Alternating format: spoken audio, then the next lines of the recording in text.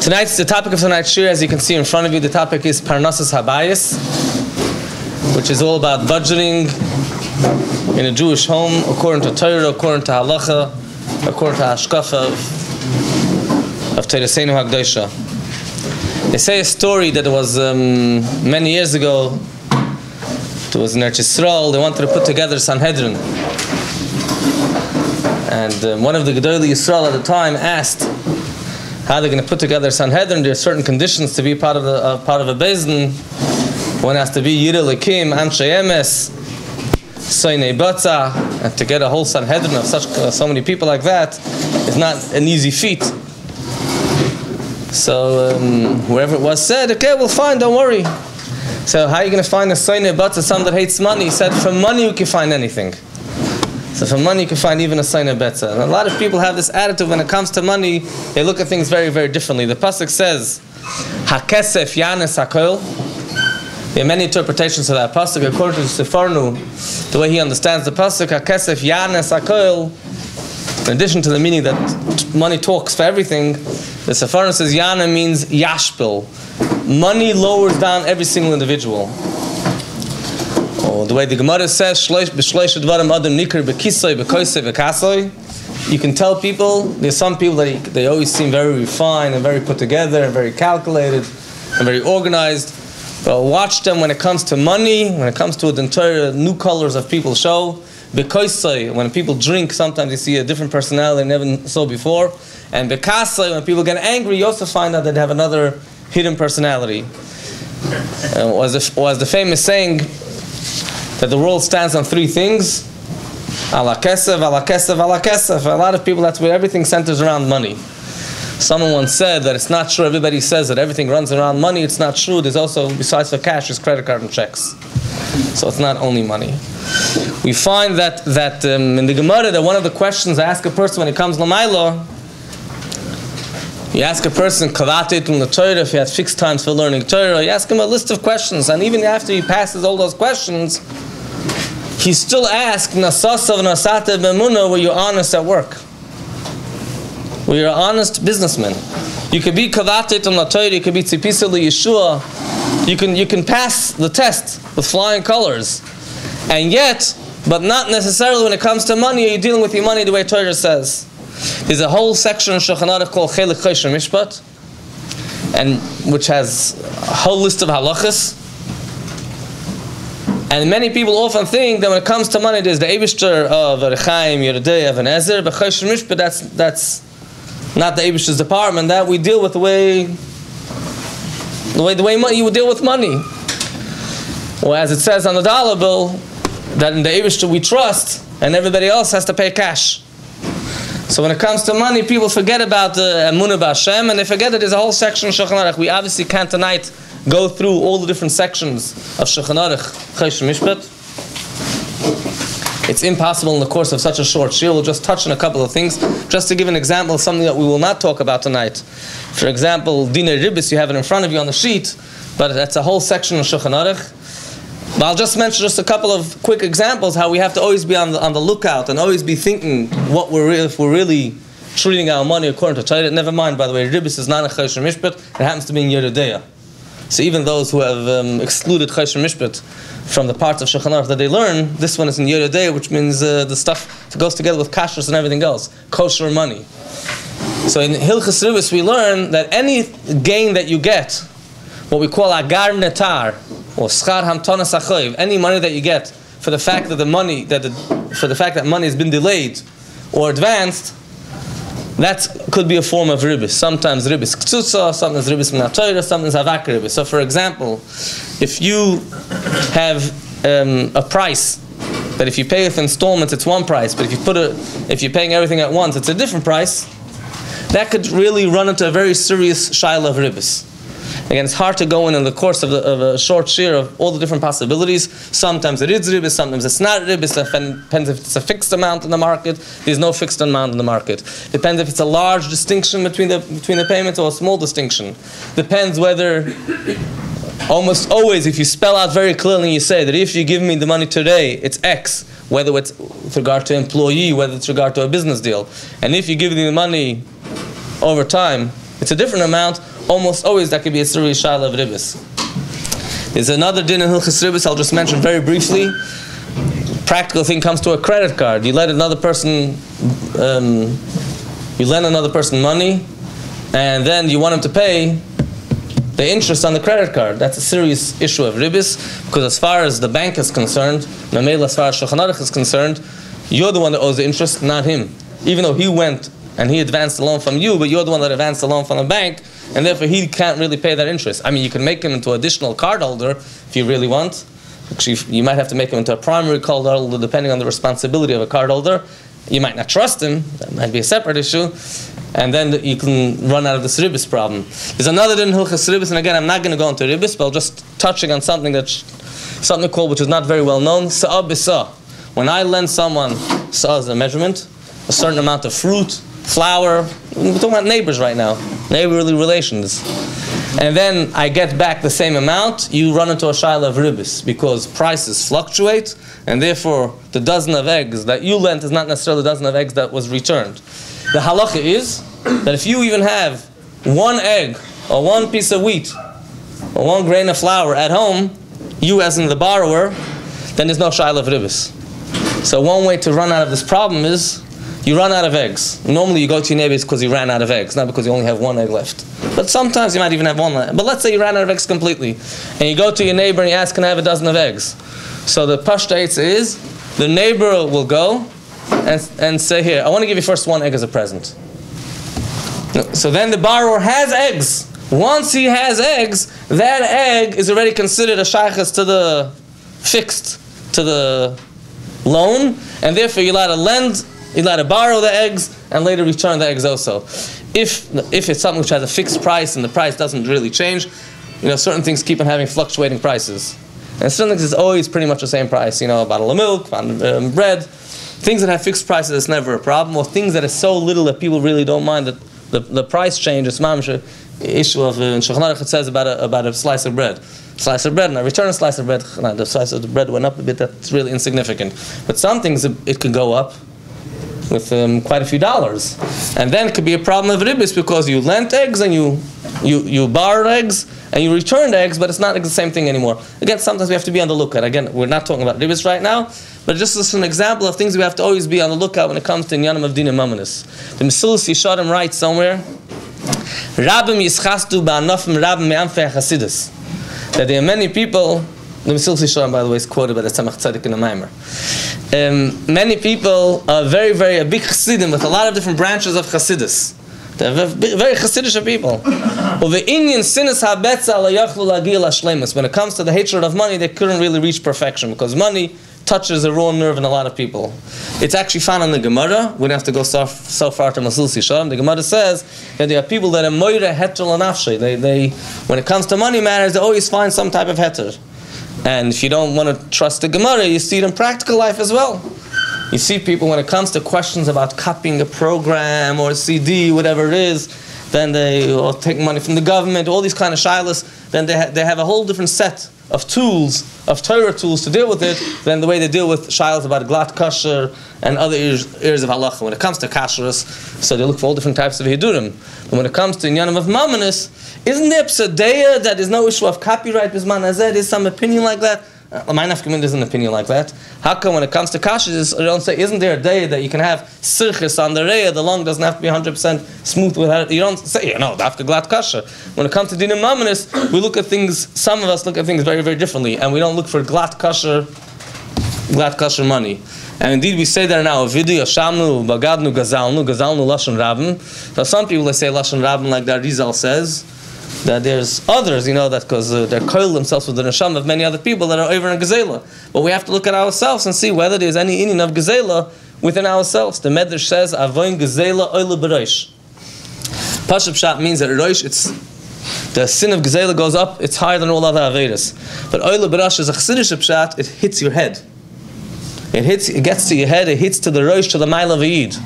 It actually affects its poigim has an effect on the shayrish and neshama of a yid in a very serious way, as is demonstrated in the following halacha, which is quite a scary halacha. And please hold your seats tight. There's a din of Shulchan Aruch, which is found in the very, very last siman of Shulchan Aruch, and if it's not a very well-known siman, because you have to go through the whole entire Chaim, Yeridei, and Ezer, and Choshen Mishpat, and learn 426 simanim, and come to the very, very end, and if there you learn there are certain types of people that are meridim v'loy ma'ilon. People that, according to halacha, if you see a pit and you see this person next to the pit, you try to push them into the pit. You certainly don't try to take them out of the pit. Al pi halacha, we're supposed to try to make sure these people get the penalty, which is the opposite of life. Now I know in our circles we're not very particular about this. We're not so machmer in this halacha. We actually learn the Shulchan Aruch from the front to the back, unlike other people which might have an attitude to start from the very, very end, and that's the first halacha which they kachzach, and they're very into that. They say a story about the Friedrich Rebbe. They asked him why he's makar of such kind of people. That Torah says meridim v'loy ma'ilon, a person, people that it says that we're not supposed to save them. How can we make out of such people? So he said in Shulchan Aruch there's a Rechaim, Yeridei, and Ezer, Choshen Mishpat. And in the Choshen Mishpat is 420 something simanim. The Rebbe says that he said after 420 something. He didn't say how much, because it depends if it's a Tur in Shulchan Aruch, there's different amounts. Whole dik of the Rebbe in the language of the Friedrich Rebbe. And when you come to the very end, only then there's halachas. Now, obviously he didn't mean to say, since it's the very, very last section of Shulchan Aruch, therefore we don't keep it. We don't observe it. He meant that the attitude has to be, you start off with Shavisi Hashem al Negdi Samid, Achtas Hashem, that's the foundation. And this is an outcome and an outgrowth of that, and you don't make that the foundation of your Yiddishkeit. But nevertheless, it's a siman of Shulchan Aruch. So in that siman it says that there are those kind of people that are meridim v'loy ma'ilon, and one of the people on that list is roye behem adaka. People that they work for a living in the business of pasturing sheep, looking after sheep. And why do these people deserve to be thrown into the pit? Because they're not very particular about Geneva. Because they let their sheep pasture in all different types of people's fields. But if a person is oichel nevelis l'te'av and officially goes to McDonald's, because he just enjoys a good meal at McDonald's, that's fine. Then we have to save such kind of people. So the Perisha asks a question and asks, why is why is someone who's not so particular about Geneva, why such a person deserves why are we so tough with him? And the Smeh brings what he writes in Perisha, that because such a person is Ra'al Brius, he's not only to the Eibishter, but he's also the way he treats other people. I mean, let's talk about a practical example. I don't know too many people sitting in this room that work in the business of being Roye Behem Adaka, looking after sheep.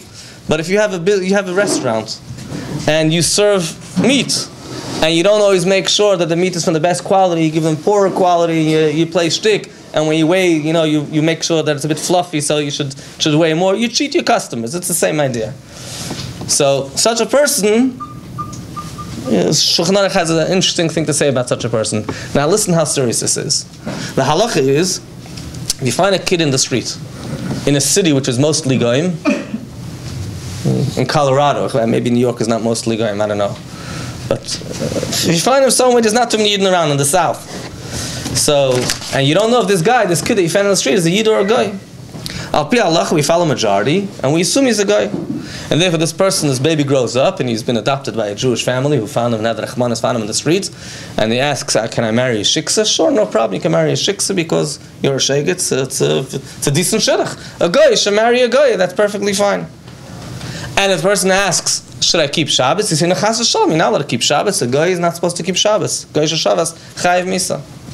But now, if this person is in a situation where his life is endangered, you mechuyev to be mechal Shabbos on him, because there's a slight chance that maybe he's a Yid, because when it comes to pikuach nefesh, we don't follow Roy, we don't go after majority, and if we go after the minority situation, we'll mechal Shabbos for him. So this guy who's a mamash, an absolute guy, dresses like a guy, marries a shiksa, doesn't keep Shabbos, he's officially a guy according to the books. But we rescue his life on Shabbos. The Yid who's mahader b'chala mitzvahs, and he dresses like a Haimish Yid and full on, tzaddik gomer. But because of taivas hamam, and he regularly steals, he regularly lets his sheep wander, or cheats his customers, or whatever the particular issue is, not only not mechal Shabbos to save such a person, but strictly speaking, according to halach, even during the week, you're not supposed to save him, because he's Ra'al Brius, like the Prisha, nevad mimenu, mailas Yisrael, he lost the quality of what Eid is all about. So this is said it's a bit radical, hold on your seats. This is serious stuff, why Gzeil is oile bereish. When we talk about, but that shouldn't be necessarily our focus now. We look at other Yidden, but we should internalize this when it comes to ourselves. There's two sides to the coin, excuse the pun. So in the Torah we also have two sides, Ben Adam Lamakim and Ben Adam Lachaviroi, two sides of the Luchais. And it's important to realize that they're parallel one to another, and the Beinam L'Chaver has to be treated very seriously. In our generation, we have a pasuk which is very appropriate to describe the situation of our generation. The pasuk says, "Yes, misheberach ve'en koil." There are people that are rich and have nothing. And Rashi explains, some people who always try to live in a very, very royal fashion, as if they're rich, but they really don't have enough money. And looking around, people who live in our society, we get our water bills, and we get our gas bills, and electric bills, and our schar limit tuition bills, and very often, ein ha'kaimitz must be a sari. We live a lifestyle which is a bit higher up on the socioeconomic level, but we can't really meet the budget at the end of the month. We don't find ways how to meet the budget. And if we get a salary, those of us who are zeicher to get a salary doesn't necessarily always come on time, and it doesn't match to the bills that we're getting. And if we don't pay things on time, then we have to pay extra interest for our credit card. So it's very, very hard to live a lifestyle like that. So one of the eitzes which they invented was the concept of having credit cards or different abilities how you could lend money. I came across a sefer called Halva'a Uzenes, balanced borrowing. Because borrowing al pi Torah is not a simple thing. The Torah is not a very, very big fan of borrowing.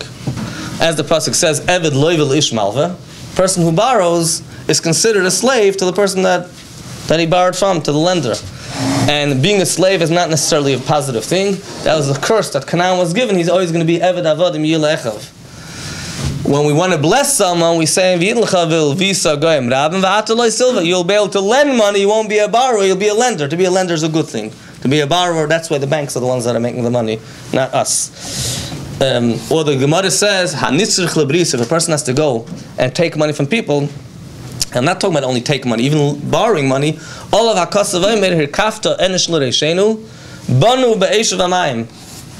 you put somebody on top of our head, we feel like we've gone through fire and water, the shame and the embarrassment. You have to borrow money, and then you have no money to pay, and it's a whole Seder Avodah.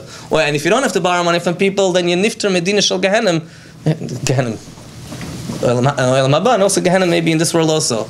And sometimes it's better not to borrow money and live a bit tight and have a tighter budget and change our budget even though it doesn't match up with today's lifestyle. On a personal level, my grandfather, Zecher Tzadik Levracha, the Shara Mitzvah Balacha, once told me on a personal note, he shared with me what I guess a moment of truth, and he says he never understood why he was Zecher, that his Sfarim, when his Kabul Betfutis Yisrael, the Yidden accepted his Sfarim. I mean, we know that in the family, the Rebbe was very, very fond of his Sfarim, and he said he recommended his Sfarim to people. He said that he used his Sfarim a lot.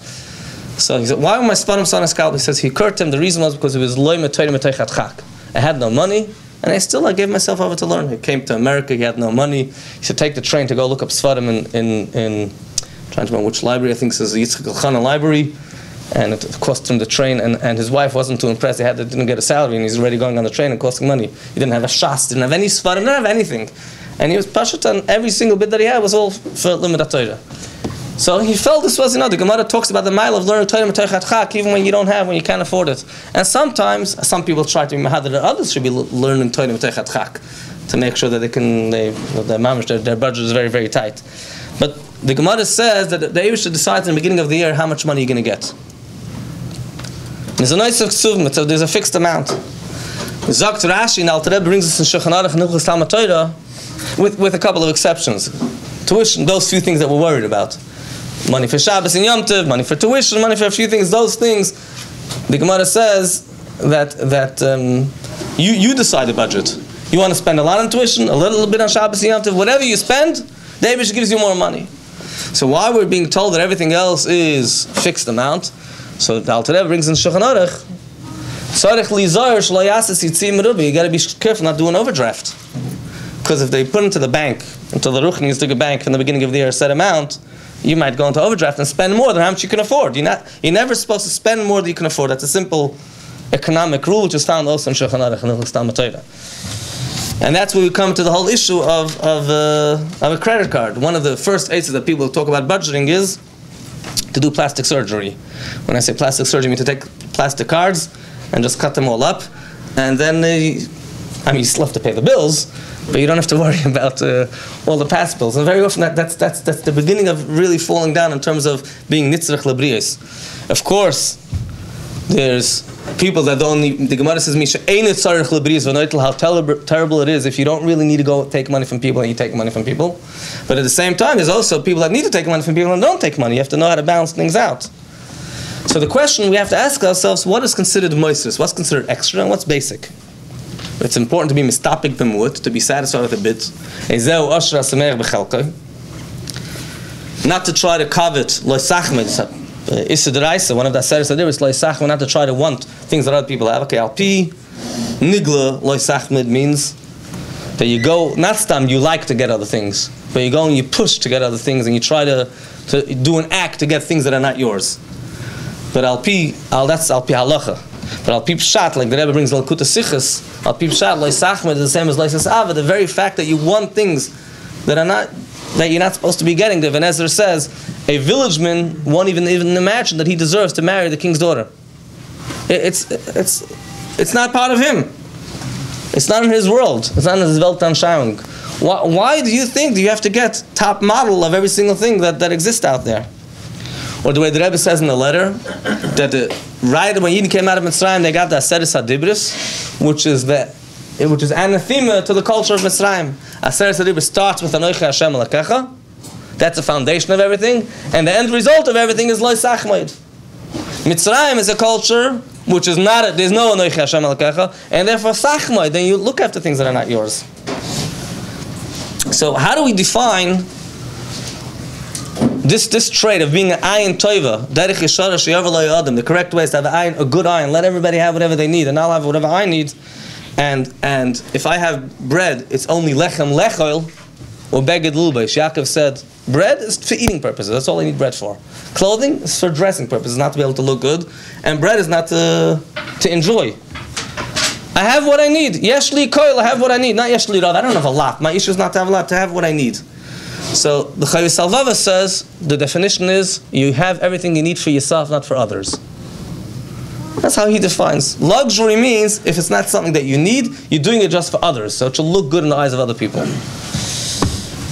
Other poskim say the misheberach brings down, in Shulchan Aruch, not in Chafetz Chaim, in Halacha Sefer, to have spoke a number of times about the importance of learning misheberach. Misheberach says, if you would be obligated to support someone else, what would you consider part of the budget? How would you, when it comes to calculating the salary, what would you include? And that's not an easy thing, because not always are you in the same lifestyle as him, and maybe certain things he would need and you wouldn't need, and maybe the other way around, but he gives that definition. Certainly things that are just laharchiv, which is not normal things, making sure that every single day of Shabbat is another outfit. I don't mean this should be a steer to what we spoke about last week, because people are going to run home and start creating a shalom bayis issue. They don't have to have another outfit for every Shabbat. Again, it's a message first we have to internalize for ourselves. Things that it's just stam sugar. Mamash makes no sense. I'll be seichel. It's just time to look good, for looks. It's time for chitzonis. It's not really a need. It's not something that you need. How do you know you need something? If you prepare to daven for it. A person could daven that he should have parnasa bar chava. That's a very normal tefillah. You'd write a pam to the Rebbe, I want to have parnasa bar chava. Would you write, I have a serious problem because there's a new model for the telephone that came out, and really it's beyond my budget, and maybe I can have a bracha that maybe I can get. And every single few months when I come out with a new phone, a new car, a new this, the Stam people wouldn't write that. And when you get more of this stuff, as the Mishnah says, marba nechasa marba daiga, just causes a bunch of daigas. It causes issues by ishli ishtay. A lot of those issues, I don't know if majority, but a large amount of issues that happen at home, domestic issues, domestic disharmony, has to do with money. And it's hard to stand by the nisayon. You have agents that come to the house, and they seduce you, and they tell you have to buy this item right now. And you have to make a decision right now also, because if you don't buy tonight we have a special. Tonight when they came to your house, they have the special, and of course tomorrow that special doesn't exist anymore, and they tell you that this is mamash a must. The advertisement says a must in every single home, and if you don't tell us, this mamash is going to affect your brios, and if you do get it, it's going to make you so calm, and they can show you a picture and a video of how people look very calm when they have this particular product, that 10 minutes after they leave, it'll already be in the garbage, or maybe 10 days. So then you start saying, well, we need it for shalom bayis, because everybody starts blaming the other spouse. So I'm getting it for the spouse. Al pi halacha, there's a Gemara that says that if somebody could eat barley and he eats wheat, he's over on bal tashchas. He wasted money. The Gemara concludes and says, Velohi, it's not correct. Because really, Bal Tashchus for your body is more important, and wheat bread is healthier than barley bread. Kum techais from the Gemara, that if it's equally healthy, and sometimes the luxury is actually less healthy, so then it is Bal Tashchus, it's a shaila of Bal Tashchus. Or the way the Shalat puts it, it's an indication that you're not really waiting for Mashiach, because you're looking to spend money in Zman HaGolus. Or the way Chassidus puts it, there's a mitzvah of Kadoshim to you, and Chassidus quotes the Ramban and the Chinuch that say this mitzvah saseh d'oraisa, Kadesh atzcha b'mutalach, be extra holy with things that are permissible. Don't be what we call don't be a novel just because you want something doesn't mean necessarily you have to have it. It is an issa d'oraisa like chazer, with one difference. The chazer itself is aser. Over here, the item is not aser. The new cell phone is not aser. The new computer program is not aser.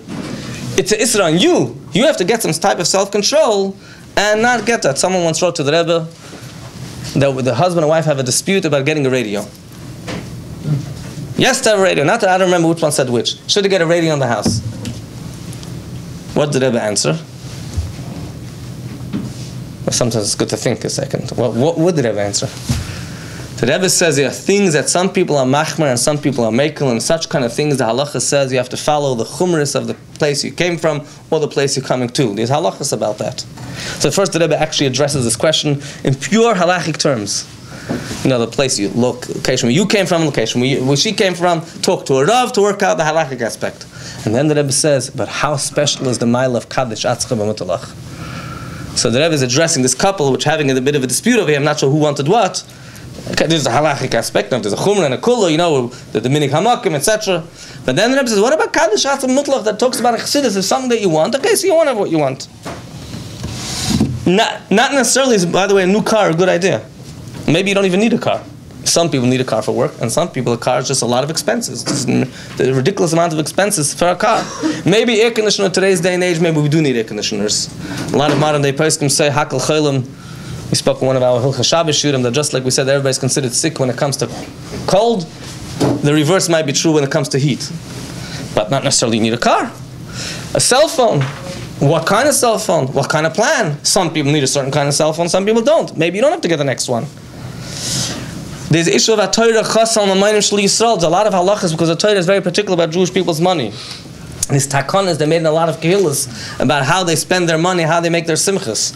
Famous answer of the Rebbe about someone who said he's going to make a vart ba'ofen hamasim. He's going to make an appropriate vart. The Rebbe wrote to him, it's opposite of the custom over here lately that people are making varts b'divrei tif'eres reikanim, with things which are empty pride, abi ibishpring the shachanta, just to show that you're better and do the nicer vart than your neighbor. And vas mer pust, vas mer, much more empty and much more like this is the way people are doing things. And it's about time that people, and after that answer, by the way, people cut it short and try to lower the budget, and then people try to push it back up again. You don't have to spend that much money. A bit of a chaim, a bit of cake. Who says you have to spend all that money? Tzaddikim have an appreciation for money. The Gemara says tzaddikim mamayim chavav aleim yosem megufam. Yaakov went back for a couple of jugs for the 5 cents in the can that you can get. Moshe Rabbeinu was not in such a secure box. It was secure, but the life insurance was a cheaper life insurance. It's a working life insurance, and his box was made out of goyme, which is cheap material, not out of eights when he was thrown by the Nile, because tzaddikim, money is very important to them. Not to waste money. Some people, waste money, I'm talking about the begashmi. They lose it one day, they lose a pen, next day they lose a coat. Al pi Torah, money is valuable. Some people have the other side to the coin, excuse the pun, and they have what we call dikduka anius. Trust has to excuse the pun about that. They're very particular, to say that store it's going to be 3 cents more. Why do you go to that store? Because if you weigh by the pound, they really get themselves a bit too much into that. That's also not appropriate, and maybe we'll talk about that more later on. Of course, sometimes you have to take loans. If you do take a loan, there's a mitzvah called Priyas Bal Chayv mitzvah. There's a mitzvah to pay up loans. And that mitzvah is a mitzvah like sukkah and a mitzvah like shofar. Someone once said a vart that how do you know a minig is more than a mitzvah? Because a mitzvah to pay loans and the minig is not to. The halacha is that if a person doesn't pay up his debt, Beis forces him, Beis beats him up. They make him pay. There's an isra of loy sashek schar, you owe someone money, you got to pay it. If a person doesn't pay, what do we call him? Loy v'rasha v'lo yishalom. A person who doesn't pay is the Mishnah actually in Pirkei Avos says, Ezu derech ra, what's considered a way that you should keep away from? Loy v'rasha v'lo yishalom. So the Medrash Shmuel, when you take a loan, you're supposed to right away think how you're going to pay up the loan. And that should be the path in your way. You should always be thinking about how I can pay up my loans. Let me share with you halacha again, show you a bit how extreme this is to pay up loans. The Rambam says, halacha Rambam, that if somebody owes money to a bunch of goyim, and he has assets, whether real estate, whether movable assets, and his debt is mishubed, there's a lien on his property for this debt to the goyim. But the Yidden, he also owes money to Yidden. Now the Yidden are going to go take his property. What are the goyim going to do? They're going to arrest him and put him in jail because they need to get their money back.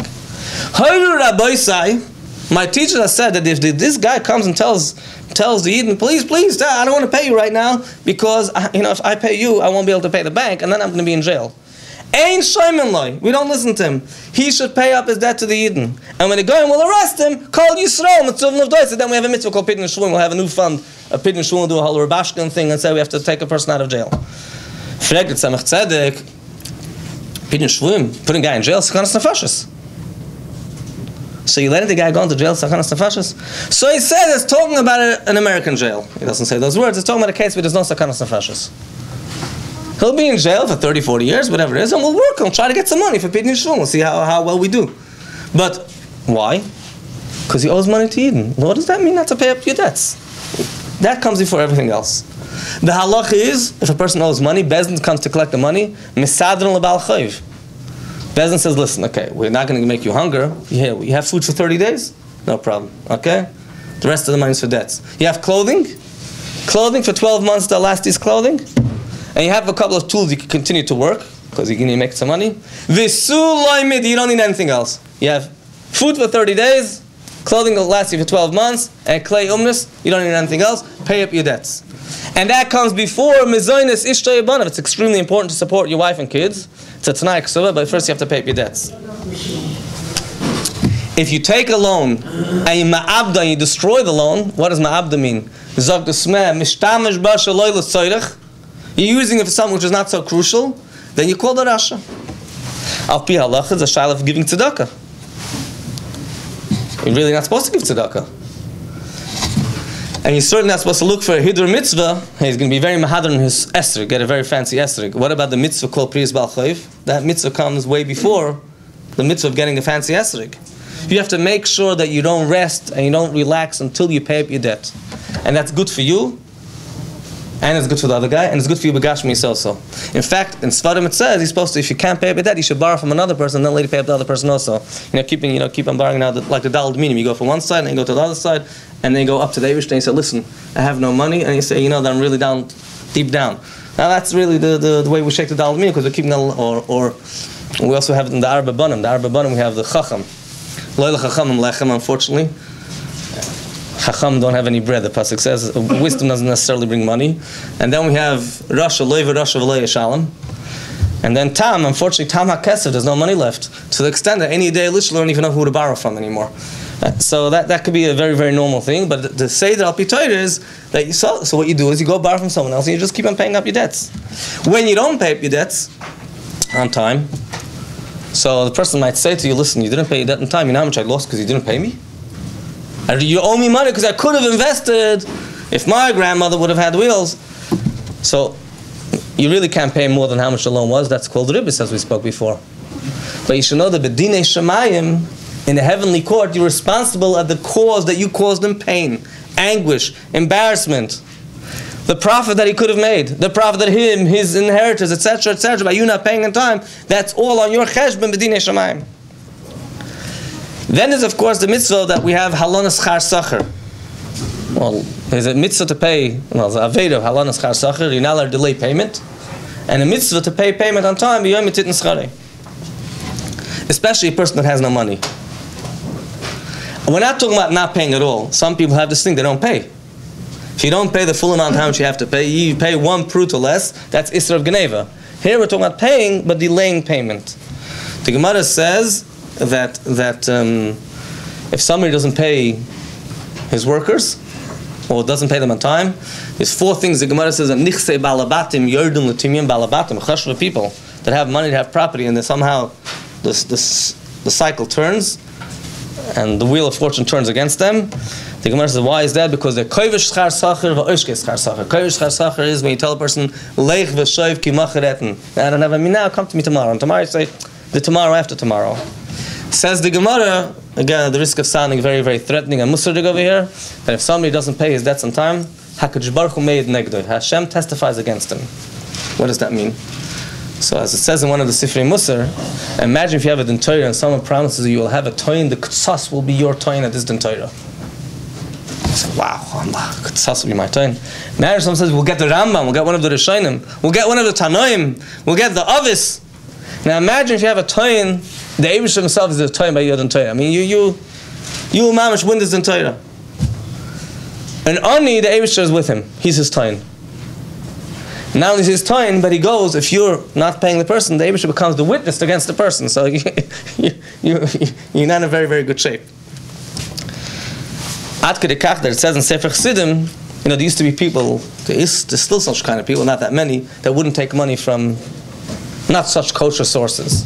Sefer Chassidim says a person who doesn't pay his debts on time is not a kosher source to take money from, and that money could be harmful if you take money from such a person. Okay, it's only harmful to the people that have more sensitive stomachs and sensitive neshamas. It's probably more harmful for them, and therefore they're much more makbid. But paying on time is extremely important. What's the halacha? According to halacha, you have to pay when the time of payment happens, when the tkufa, the period of payment. Whether if it's a monthly, if it's set up that you pay monthly, weekly, daily, whichever way it's set up. So if it's a daily thing, you pay before Shkia. The Arizah would always stop him before Shkia, except if you have to pay a worker, then he would have an after Shkia, because you have to pay the worker before Shkia. The halacha, of course, says you only have to pay if you have. I mean, the mitzvah of b'yom yitin schorei. If you don't have, you're supposed to try to do whatever you can. But you're not over. You're not over in the Aveda of Leisol Schar Sacher, but you're also not fulfilling the mitzvah of the Yom Yitin Schara of paying on time. Really, you should go and borrow. Even though we spoke before against borrowing, right? But you have a mitzvah, you have to pay the person on time, then you'll keep on paying that person, etc. The halacha also is that you're only over on this Isser if the person asks for his money. But ask for his money doesn't mean he has to say, please can I have my weekly paycheck that you still haven't paid me. It doesn't. He could stand and come to you like workers do at the end of the day and stand over there, and that means he wants his check. Like the babysitter is too even embarrassed. This girl is coming and babysitting in your house, and when is her period of finish? Whether it's before Shkia or before the morning. So if you really want to wake up before sunrise and go catch her because she came to babysit at night, you can go do that if you really want. You have a whole night to pay. But you have to pay before sunrise if she's a night worker. If she's a day worker, you have before sunset. So even if she's embarrassed, that you don't get out of it because she can't demand because she's too uncomfortable to demand. But that's not considered not demanding. Certainly, even if a person didn't demand for the paycheck, to fulfill the mitzvah saseh, that means you have to pay on time, demanding or not demanding, embarrassed or not embarrassed. This mitzvah is so much so negay that you part from the mitzvah of Einik Shabbos. Don't buy flesh for Shabbos. Don't have challah for Shabbos because you have to pay your workers on time. One of the things that says Shulchan Aruch, if you're afraid you won't be able to pay on time, it'll be hard for you. It's sometimes very hard to get the right amount of money, the right amount of time. Then you can do a trick. You can rent people through a shliach, hire people through a shliach. When you hire people through a shliach, then you don't have this chiyuv of b'yom yitin schorei. Or you make it tonight. You say, listen, condition is I'm hiring you, but I'm not paying you on time. Not everybody will necessarily work. Take the job if you make that condition for them. And you also won't fulfill the mitzvah. Remember, there's 2 parts. There's a mitzvah and a lois asay. The mitzvah is to pay on time. And you can find all kind of tricks that you won't violate the lois asay, but you'll never have an opportunity to fulfill the mitzvah asay. So you can make such a condition. That's fine. But like I said, you might lose some very good people, qualified people coming and working for you. Sometimes what happens is you have a babysitter, you have a big bill. You have a $100 bill, and the babysitter you only have to pay $20. So you say, I don't have a me, but come back tomorrow. You know, everybody, we know what happens. Sometimes you're not only over on Leison Schar Sacher, you're over on Leisashe, because you don't end up paying because you forget about it, and she's too embarrassed to come back. If you have a big bill, so give the big bill. And let her owe you 80. Or, if you want, go to a neighbor and find a way to get some change. Sometimes you have people that work for you, and you don't want to pay them because you want to see what kind of job they did for you. You're not home, and you call up your wife and you say, please don't pay till I come home. I want to see if the plumber really finally installed whatever he was supposed to install. So if there's a set minig like that the minig hamakim, the minig hamadina, or the contract says that you don't have to pay until you see the final job, then you don't have to pay. If there's no such set minig, then you have to make a condition prior to the job and say, listen, you know, you're moving some stuff for me, so let's make this clear. I'm only going to pay you after I see you actually fulfill the, the moving job.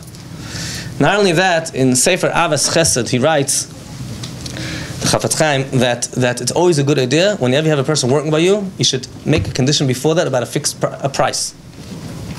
You have a plumber, any Baal Malacha, a plumber, and a painter, a carpenter, someone's coming to your house, make up a price in advance, because after having so many people working for you, there's almost always going to be an opportunity somewhere along the line there'll be a dispute, and he'll say, no, this wasn't including, of course, the delivery, and he used to know, but I thought it didn't include. So make everything clear in advance, because if you don't make it clear in advance, okay, one of you, what will happen is when there's a dispute, eventually one guy says, okay, now forget it, it's not worth the fight. But did he say it's not worth the fight? Did he really mean to believe shalom? Was he mevater believe shalom? Or really at his heart, he really feels that you really should you owe him some money? If you make everything up before, you avoid the whole entire problem. Another issue connected with budgeting and parnassus habayis is, of course, the very important mitzvah of tzedakah. For Chassidim, we don't have to talk a lot about tzedakah. The Alter Rebbe wrote almost the whole entire Yigeres HaKodesh of Tanya is based on the mitzvah of tzedakah. The Alter Rebbe talks about so much about the mile of a yad ha'machalekes tzedakah, and we, as Chassidim, have seen an example of a real yad ha'machalekes tzedakah, a hand which becomes a merkava l'lakus, and the hand, all it does is it gives tzedakah, the Rebbe's tzedakah. Tzedakah is makar of the geula, etc., etc., and Sifra halacha, the Tur brings down that when a person gives tzedakah, he should know he'll never lose out from tzedakah, and how great tzedakah is, etc., etc. But there's certain halachas about tzedakah too. For example, there's a mitzvah, Allah says, I should say in the Torah, Lo yeira levavcha b'sitcha loy. You're mechuyev to give tzedakah, but you can't have a negative expression on your face when you give tzedakah. Here, take and leave me alone.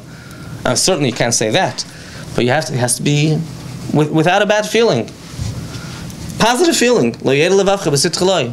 The appropriate way to give tzedakah is give a smile, which is also a form of tzedakah. The Gemara says, Leven shinayim michalav, Gadol hamalbim mishnayim shal chavera yosim mashkeu kois chalav. You're better off making another person's teeth white than giving him a cup of milk. Making another person's teeth white does not mean to become a professional dentist.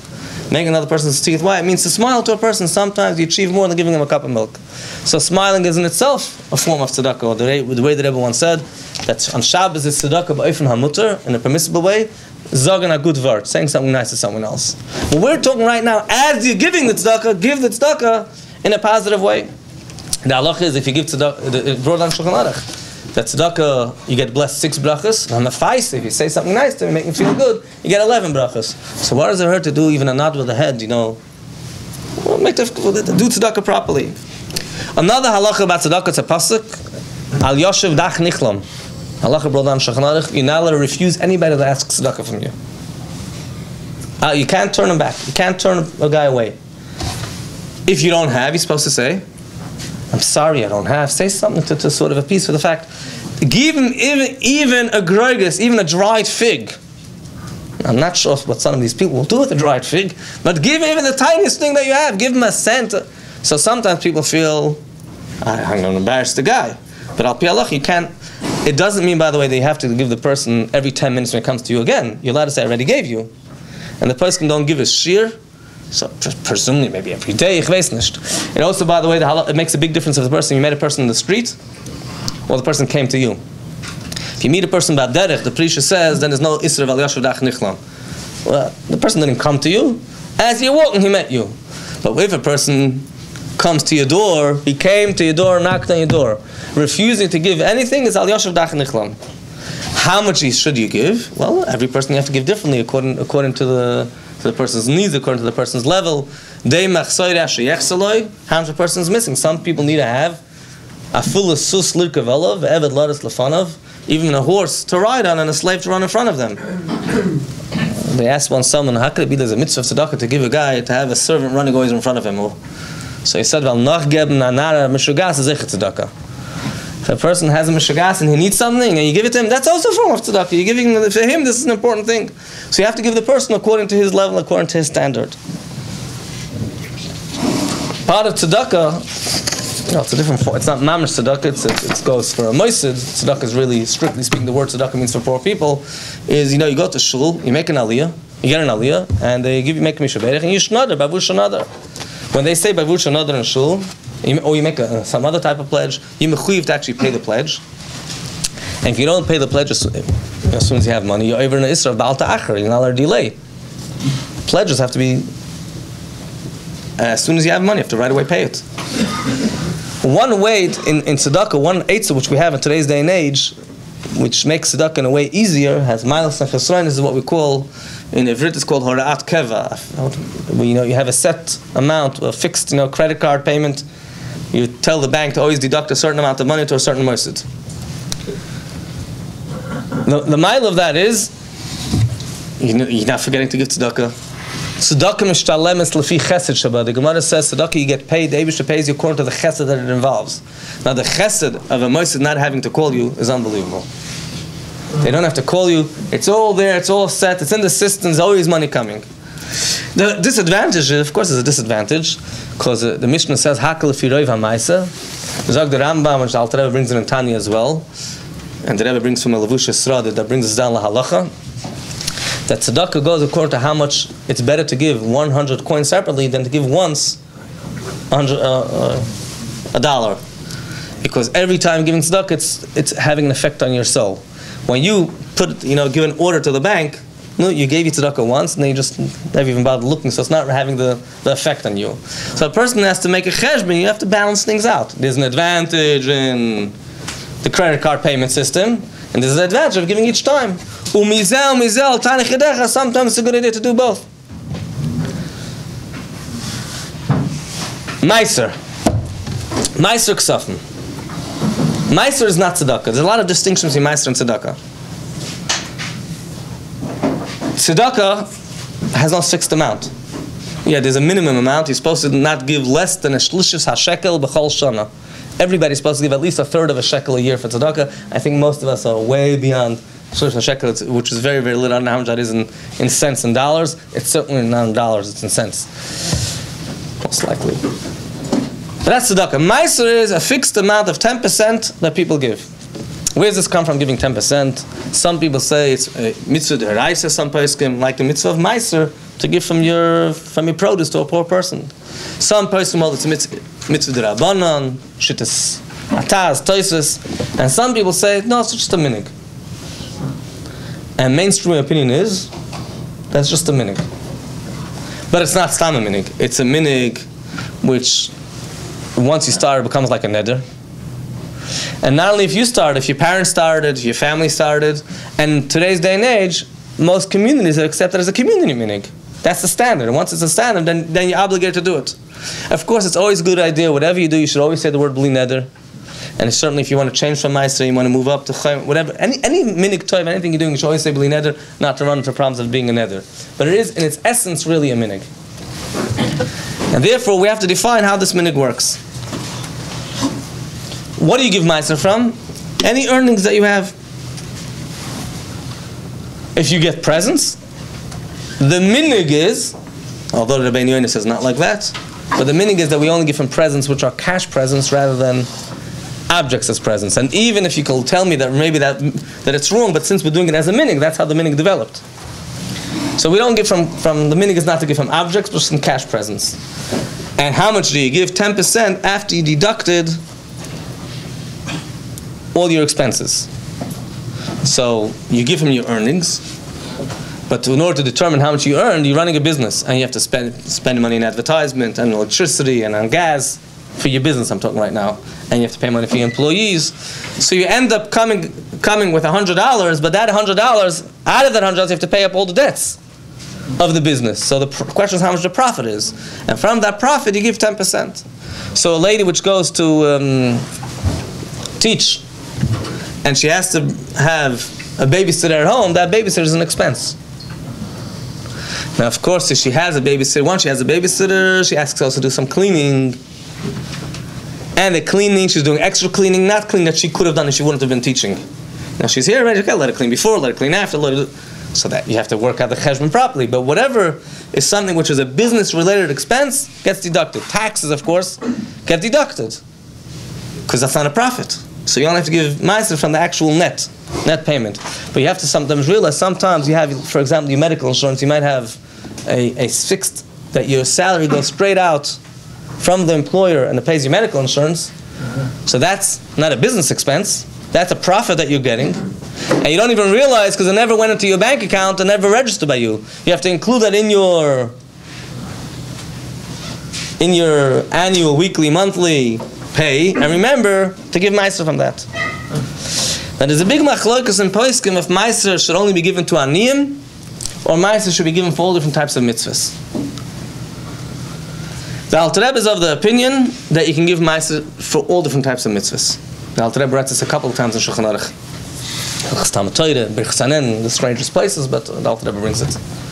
You're allowed to give for other mitzvahs. When you're giving money to a moisid, you're not giving tzedakah. Remember, this is a very important distinction. You're giving Maaser l'shar mitzvahs. And that's why people ask all different kind of questions. Can I use my Maaser this? Can I use my Maaser for that? Maaser is a minig, and the minig has been to be lenient and allow it to be used for all different types of mitzvahs. Of course, since the ultimate idea of Maaser is to give money for poor people, it's really not correct to give 100% of your Maaser to other mitzvahs. But to give a small amount of it to other mitzvahs, but remember what the real purpose of Maaser is to give money to poor people. So even when we give to other mitzvahs, that's not really the key idea. Also, if a person has always been accustomed to give Maaser only to poor people, that becomes like an Adar. You can't start switching midterm and say, oh, well, I want to start giving Maaser for other mitzvahs. You've accepted upon yourself Maaser for Aniyim. And another very important criteria here is you can't give it for mitzvahs that you're obligated to do. You can't say, well, I'll pay my shalach manos, the minimum shalach manos right now I'm talking about. I'm not talking about the shalach manos that you're doing just to look good in the community. And I'll do my matanas levyonim and my machzah shekel and my pair of tefillin I'll buy for Maaser. That's a mitzvah that you have to. You have to have a pair of tefillin. And these are things that you have to do.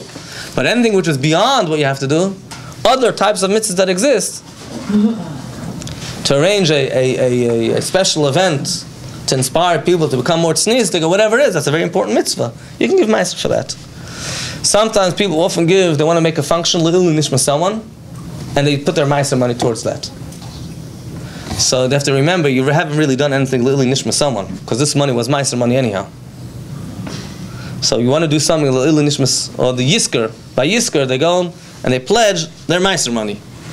So what are you doing for the neshama exactly? That you're taking it from money which is tzedakah and putting it into a particular tzedakah box? So you can give a certain amount lili nishmas, and then the rest you'll pay for Maaser. That makes sense. The Alter Rebbe talks specifically about the question that everybody asks, using money for tuition from Maaser. The Alter Rebbe in Hilchos Talmud Torah has his own shitta about this. And let me just start from the answer. The Alter Rebbe says that if a person doesn't use Maaser, then Zod is v'nisker. Then he's better off from a Yiddishkeit point of view. Of course, it's a better mode of behavior. And also, it's better off financially. Why is he better off financially? Because any other money that goes towards tuition, the Eibush gives you whatever you need. That's not part of the annual budget that Eibush provides. So you can take from the income that Hashem's providing specifically for that. So you really haven't lost out. But if this person is lacking in bitachon, or he's concerned that some of the tuition is not directly for Talmud Torah, it's for other narishkeit that go into the school, then we might have a bit of an argument. Or then you might not be able to use Maaser for it also.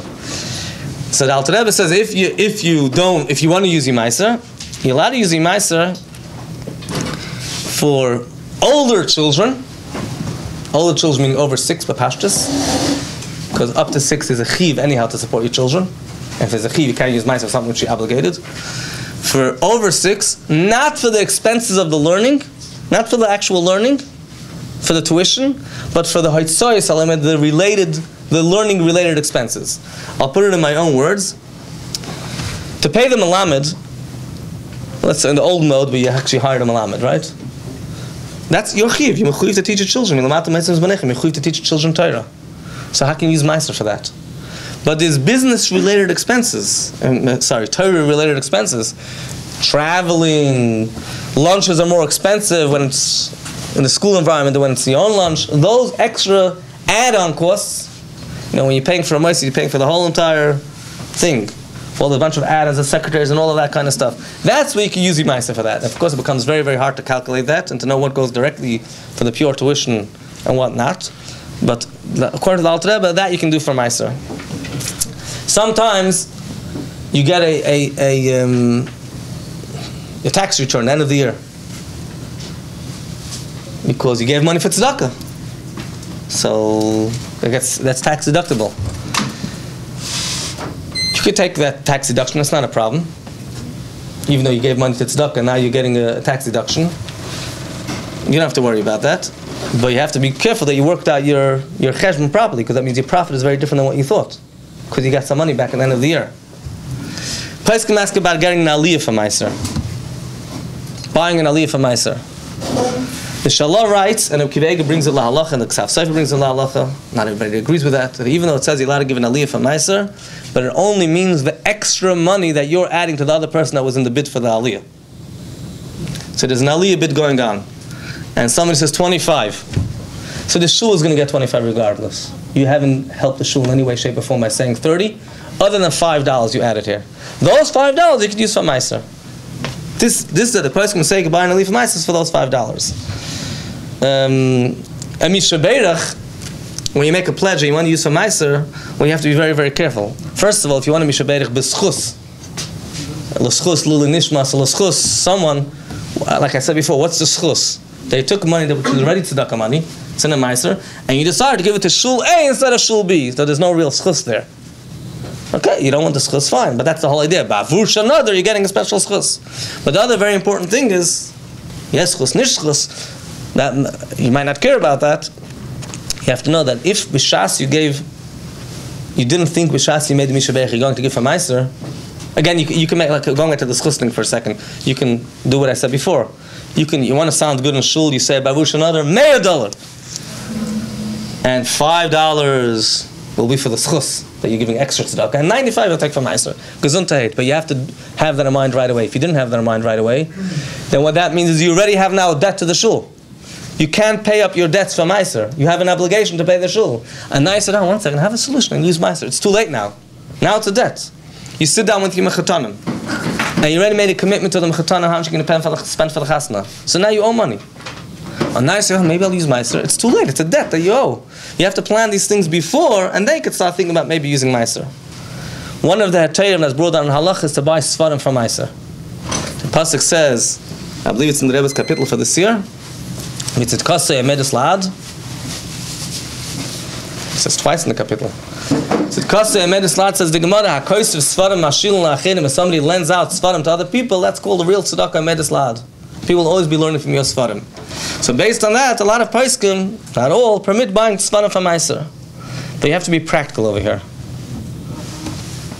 If those Svarim will actually be used by other people, okay, sure, no problem. You have to make sure to write in it's bought for Maaser, because your children, the Yarshim, I think it's really private Svarim, they won't know that it's not their Svarim, so you have to make sure that people know.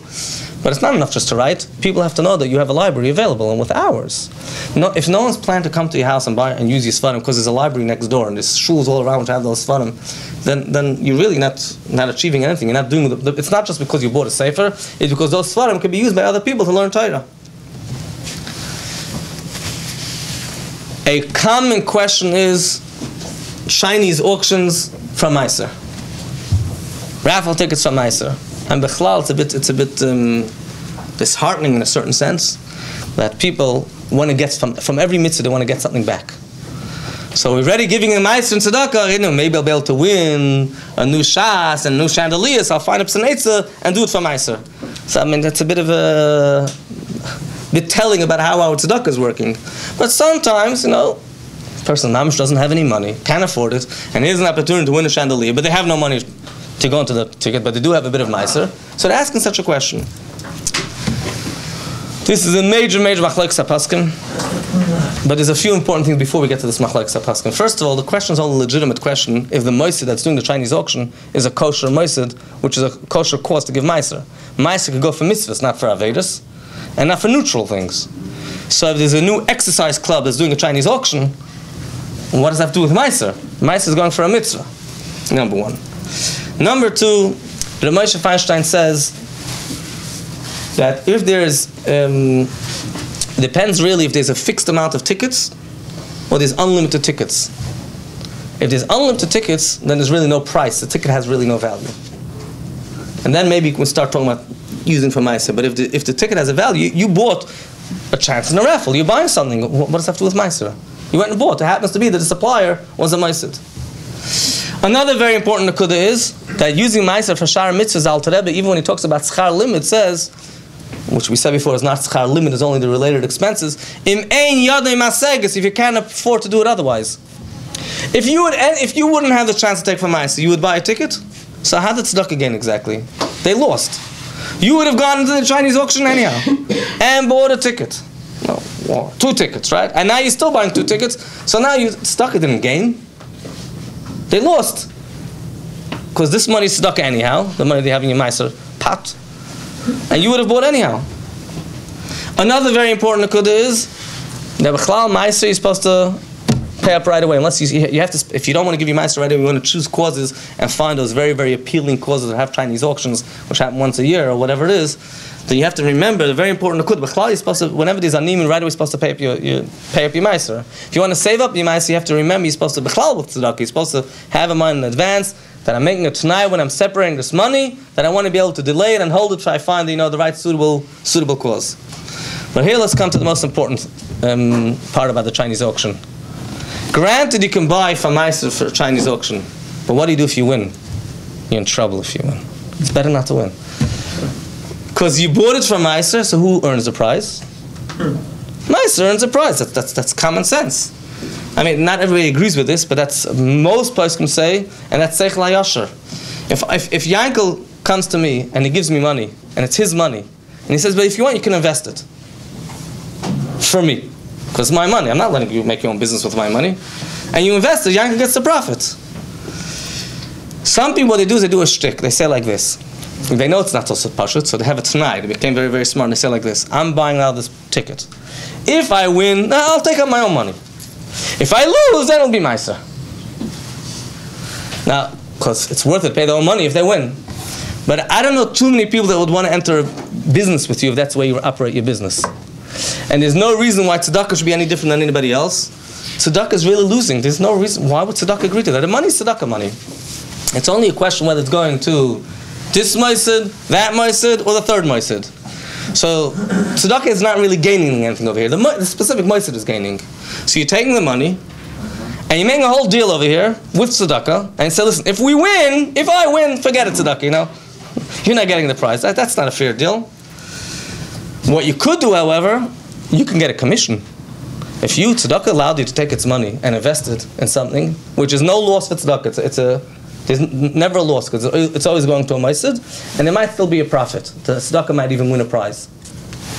So if you won a prize, then you should get a commission for winning the prize. So you can get 10%, you can get a cut, 10%, whatever it is, for a commission. But you can't really take the prize. The prize is a Maaser. Someone just asked me this question the other day, and I said that the prize goes to Maaser, you can get a commission. The person said, well, it's not really worth it for the winners to take that approach. I said, what do you mean for the winners? It's very worth it. It's very worth it for tzedakah. But of course, in the person's mind, they're not thinking of tzedakah, they're thinking of themselves. This money is tzedakah, so it's very worth it for tzedakah to invest it in a raffle, and maybe tzedakah might get a prize. It's a very good thing for tzedakah. Why are we thinking about ourselves? There's one eighth, if you're really still very concerned, and you really want to go to the Chinese auction, and you really want to win the chandelier, and you really don't care about tzedakah winning the chandeliers, and you just don't want to get stomach commission, I have an eitzah for you. And the eitzah is like this. Let's give all the eitzah. Buy a ticket. Take Maaser. Buy a ticket. Not for yourself, for a poor person. Find a guy that deserves to get Maaser money. L'chol hadayis. Go up to him and say, listen, I know you can't afford Chinese auctions. I want to get something nice for you. I'm buying you a ticket. You're allowed to take from Maaser, right? To buy a ticket for a poor person. Then tell them, listen, if you win, I want to make a deal with you. If you win, I want you to sell it to me for X amount of money. Put their name on it? Oh, but it doesn't make a difference. But that's the arrangement. It doesn't make what you write in the ticket. Doesn't shouldn't get. You bought it for someone else. He wins, and then you're buying off the chandelier. But you're buying off because you since you gave him the money for the ticket, so you ask him to sell to you for cheaper price. No, that's an answer that you could do. There are people which really don't have all these questions because unfortunately there's some people that really their income they really have such a little income, and you start talking to them about Maaser, Choimish. The Rebbe talks about something to give everything you have. It's a very high madregas and tzedakah. They really can make it, and Pashma Gashris can make it. The Rebbe often talks about these very lechatchila levels that even if you're not allowed to give money to tzedakah because you owe people money, sometimes the seder of tayu, and even to give tzedakah, even if you owe people money, even though nigla is not that straightforward. Obviously, the Rebbe doesn't mean mamash tayu shebetayu. When we spoke before that al pi halacha, if you owe people money, you shouldn't be giving tzedakah. So when the Rebbe says you should go out of your box, means just like if you owe somebody $1, you're allowed to give tzedakah because you know you're going to be able to find a way. So think a bit more broader. But there's some people that really can't afford to think that way, and it's a bit beyond their box. They really can't find a way to give Maaser. They live in a very, very low lifestyle, a very socioeconomic lifestyle that mamash have hardly any food, any money, etc. When a person is in such a situation, first remember Maaser is a minig. Remember what we said in the beginning. Now, it's a minig that you shouldn't play around with. It's a minig that starts from the time of the Avis, from the Yaakov Avinu. It's a minig that Klal Yisrael is b'noyeg. But a person who can't afford. But he has a few eitzes. One eitzah is that there is an opinion, which although it's not a mainstream opinion, but it's such an opinion, that Maaser is from the profit after you deducted not only business expenses, but personal home-based expenses. That's not the mainstream approach. So if a person can afford it, at least give Maaser, what we call level A. If you're not going to be able to do advanced Maaser, do level A Maaser. Level A Maaser is, listen, electricity, gas, the basic. We're talking about basic minimum payments. And after you did, and you paid up, now you have a profit because you have left $3. From those $3, give Maaser. That's an approach. Alternatively, if somebody's mamash stuck, there's another approach. He can go give Maaser. No, you give Maaser, and then you're also ani, so you take the Maaser and use the Maaser for yourself. A lot of people are very uncomfortable with that, and they should be uncomfortable. That's fine. But if they really can't afford it, then what's the other choice? So if they appreciate the fact that they can't afford it, instead of dropping Maaser, give Maaser, and then you deserve to take from the Maaser like many other people take from the Maaser. The Rebbe often writes to people on Eitzah, a person can't really give Maaser. The Rebbe tells people, don't give up on Maaser. What you should do is give at least 50% of Maaser, which means 5% instead of 10%. Do something, and then record how much money you owe Maaser in a ledger. So mit Hashem one day, because you didn't stop your tzedakah completely, you're still giving tzedakah, the Rebbe will pay you back, and then you'll pay up all the debts to Maaser. I want to move on to another topic. Baruch Hashem, we're running pretty close to on time. Connect with the whole area of Dina Mamanis. When we talk about budgeting and finances, that's the area where people get into disputes and fights and disagreements, etc. And they call up a Rav, either anonymously or with the name, and they say, I had a story last week, and I want to know if I have to pay him, I don't have to pay him. So the first very important rule is that a Rav can't answer anything without hearing both sides. And hearing both sides means hearing both sides simultaneously. It's not simultaneously, but one in the presence of the other. Not that one person calls on the phone and then the Rav gets already the person's opinion, and then gets the other person who didn't hear the first person's opinion. And if a Rav is not makbid at this halacha, it's halacha for you also. You can't just go and share information without the other person being present. And whatever the Rav says is meaningless, by the way. You can't come and running, I got a psak from a Rav, they owe me $50. It's not a psak from a Rav, it's a psak that you got, which has nothing to do with the other person, because the Rav never heard his side. Some people tell the Rav, it's not a din Torah, I'm just asking a question, b'chlal. It's not I don't want a din Torah, just want to know what's the halacha b'chlal. The halacha is that a Rav is not supposed to answer even shaylos b'derech im tim tzoloimer. Theoretical questions in Dina Mamanis, shelo yilmudu l'shachar, so people shouldn't learn to lie, because they go to people are smart, And they go to Rav and say, what would happen if kach v'kach? Okay, I know already, I'm going to make it in Torah. And I know already what to say. Okay, and I call up another Rav. What happens if such and such? Okay, now I know another argument. You're not supposed to answer such kind of questions. So listen, if you get sometimes the Rav sounding a bit rude on the phone, in this case it's about the only case which is okay, because he can't answer such kind of questions. Rabbi Shvei told me many, many times that he remembers in Pucking, there was a Lubavitcher, one or two Lubavitcher Rabbanim there, and there's a bunch of other people not Lubavitchers, and he remembers these Lubavitcher Rabbanim were doing the Torahs regularly, and there was almost all of the Torahs were not from Anash. He says by Anash they didn't have the Torahs. They worked it out between themselves. Chassidim and Mishpacha. He said he came to America. He saw a new thing, the Torahs amongst Anash. This is very strange. Okay, it's gone a bit further. Now it's not only the Torahs, there's other things, unfortunately, also past the Torah. But the Torahs, what do you mean? You work out. You're mevater. The Gemara says the Asra ben Chunyan ben Akana. B'meherach yamim. How do you live long? He said, "Vatrim b'mayne yisi." I always gave up on my money. Whatever, it doesn't matter. And maybe the Gemara means that if you're not so particular about your money, then you could be ma'aricham b'gashmi yourself. So it's good for your stress. It's good for your arichas yamim. Iyo was easy going on his money. Now, before we spoke about not making sure that you don't lose your money, not to spend, etc., not to overspend, but that shouldn't come at the expense of vitter to other people. The Medrash says the Torah teaches you to you should be mevater in your own house. Nishbach yain, if wine spills to the floor, no, wine's expensive. Hevei vatran, whatever, beseder, misheberach. And this is what the pasuk says: Lahanchiloi have yesh. The Eibusha has. Don't worry, there'll be more wine. Nishbach shamnecha, oil pours. Hevei vatran, don't worry about it. Pardon. The pasuk says, Oitzrasei amale, Hashem will fill up your storages. Nikra ksuscha, your suit ripped. No, this is ridiculous. The pasuk says, Yemala Hashem kol mashal secha. Take it easy, relax. Don't worry about these things. Be mevater. The chinuch writes that some people have what we call midas hakilus. They're very stingy. They have the teva of they're misers.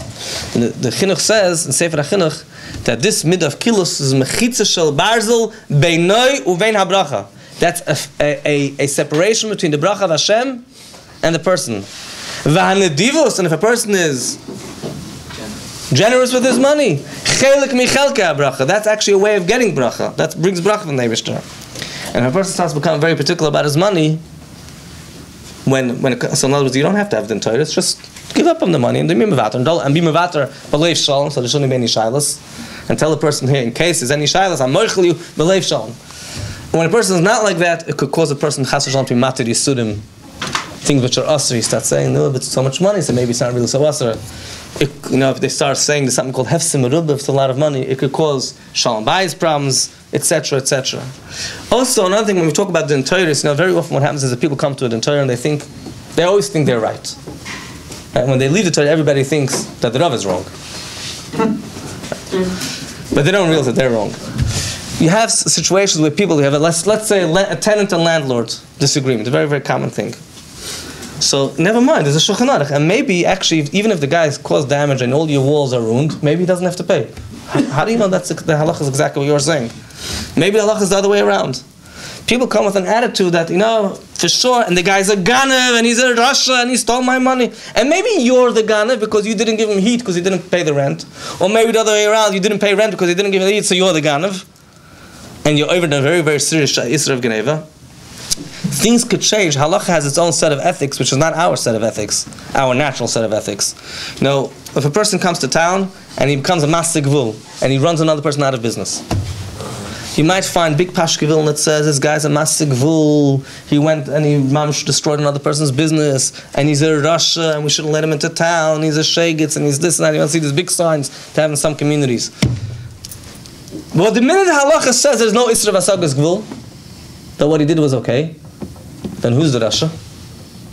Who's wrong? The person who put those big signs, the person that screamed at him in shul, the person that told him he's a ganav, and you should know, etc. He becomes, so halacha, you have to know what does Shulchan Aruch have to say about this, which is why we go to a din Torah. And if you really want to do the right way, don't go to din Torah. The Gemara says there was a person that every minute he said, let's go to a din Torah. Gemara Psachim. So they said he must come from Shevet Dan. Dan Yadaname, Dainu Dini, every minute, din Torah, din Torah, din Torah. Leave it alone. Go to the person and say, listen, no problem. You can have everything you want. I'm Eichel, I'm Avatar. I'll just want to finish off with something very, very interesting.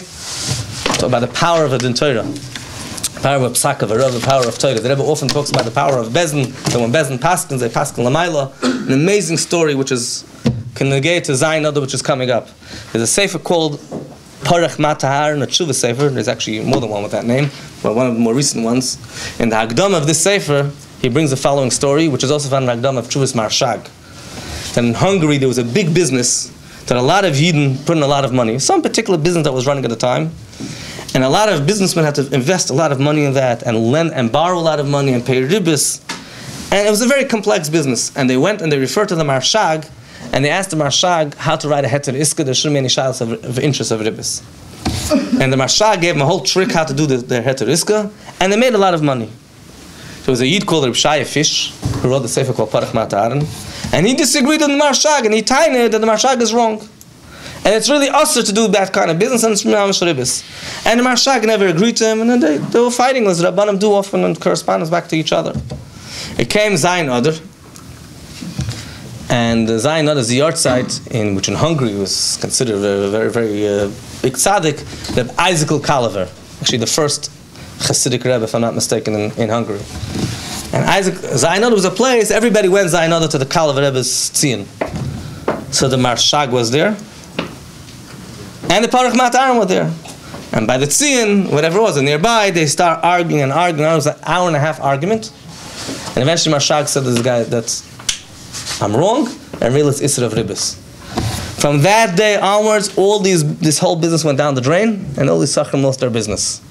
They've been making money all along, and it was a very successful business, because the Marshag Paskind, he was the Pesach at the time. In Galicia, he was very known as a Pesach. Munkrach, whatever. Hungary as well. The Marshag Paskin that it was okay. The minute the Marshag changed his mind, then because Torah Paskin, Torah has an unbelievable koach. A person goes to the Torah. The Rebbe often spoke about the fact that when it comes to a chicken, and the Rav says the chicken is treif. No. But when it comes to a financial dispute with someone else, and the Rav says that you're wrong, even if it's mamish, less it's mamish, it doesn't have much value, then you get all angry and all upset. How come you don't listen to the Rav? So the Rebbe said in a cheder, he used to joke and say that you're not angry that you lost money, because by the chicken you also lost money. You're angry that the other person gained. And that's why the person gets upset. But a person has to realize he goes to a Torah, goes, asks a Rav, Shayla al pi Torah, this is what Torah paskins, this is what they paskin l'mayla. So the Eibush to help him, everybody should have parnasa barachava, misheberach zayin, Adar is a month with a starke mazel, marvin besimcha, and ultimately we should have, Klal Yisrael should have the parnasasi, the parnasa from the Eibush to the besmigdash hashlishi.